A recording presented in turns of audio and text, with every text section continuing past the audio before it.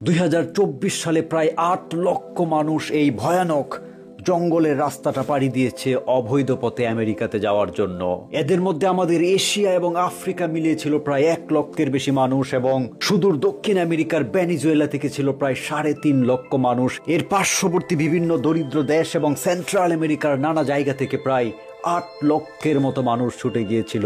মেক্সিকোর সীমান্তে আমেরিকাতে ঢোকার জন্য। এই জঙ্গলটা হচ্ছে সেন্ট্রাল আমেরিকার পানামা এবং কলম্বিয়ার সীমান্তে অবস্থিত পৃথিবীর one of the most dangerous জঙ্গল, দ্য ডারিয়েন গ্যাপ। এই পৃথিবীতে অবৈধ অভিবাসীদের যত রাস্তা আছে, যেমন লিবিয়া থেকে ভূমধ্য সাগর পাড়ি দিয়ে নৌকা দিয়ে কিংবা জাহাজ দিয়ে সুদূর ইটালি চলে যাওয়া, কিংবা সেই গ্রিস থেকে পাড়ি দিয়ে কখনো কখনো ইটালিতে চলে আসা, কিংবা সাউথ আফ্রিকাতে যাওয়ার জন্য সেই মোজাম্বিক, রুয়ান্ডা কিংবা জাম্বিয়ার জঙ্গল পাড়ি দেওয়া, সব কিছুকে পিছনে ফেলে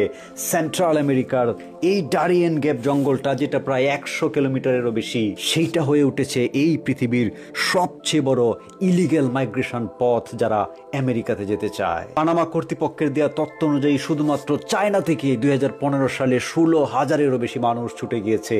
এই ডারিয়েন গ্যাপ পাড়ি দিয়ে। সবচেয়ে আশ্চর্যের বিষয় হলো এদের মধ্যে বাংলাদেশিরাও রয়েছে এবং প্রায় ১৪,৫০০ কিলোমিটার রাস্তা পাড়ি দিয়ে ঢাকা থেকে তারা প্রথমে ব্রাজিলে যায় এবং ব্রাজিল থেকে কখনো বা পায়ে হেঁটে, কখনো বা নৌকায়, কখনো বা জঙ্গল পাড়ি দিয়ে প্রায়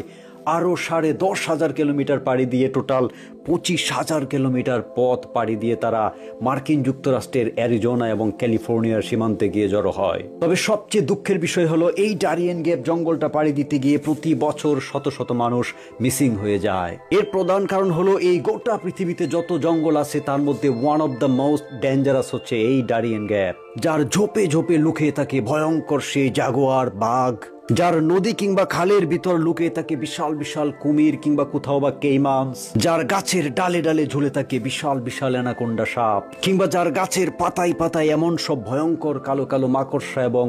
মশা ঘুরে বেড়ায় যেগুলোর কামড়ে অনেকের মৃত্যু পর্যন্ত হয়ে যায়। কিন্তু এই সমস্ত ডেঞ্জার এবং দুর্গম পথ সবকিছু জানা সত্ত্বেও পানামা, কোস্টারিকা, নিকারাগুয়া, হন্ডুরাস এবং গুয়েতেমালা পাড়ি দিয়েছে সুদূর মেক্সিকোতে চলে যায় মানুষ দলে দলে। এরপর মেক্সিকো সীমান্ত থেকে কেউ কেউ বা মার্কিন যুক্তরাষ্ট্রের অ্যারিজোনার সেই ভয়াবহ মরুভূমি পাড়ি দিয়ে আমেরিকায় ঢুকতে চায়, কেউ কেউ বা ক্যালিফোর্নিয়ার সেই জলাভূমি সাঁতরে পার হয়ে কিংবা হেঁটে হেঁটে আমেরিকাতে ঢুকতে যায় এবং মাঝপথে কেউ কেউ স্মাগলিং এর শিকার হয়, কেউ কেউ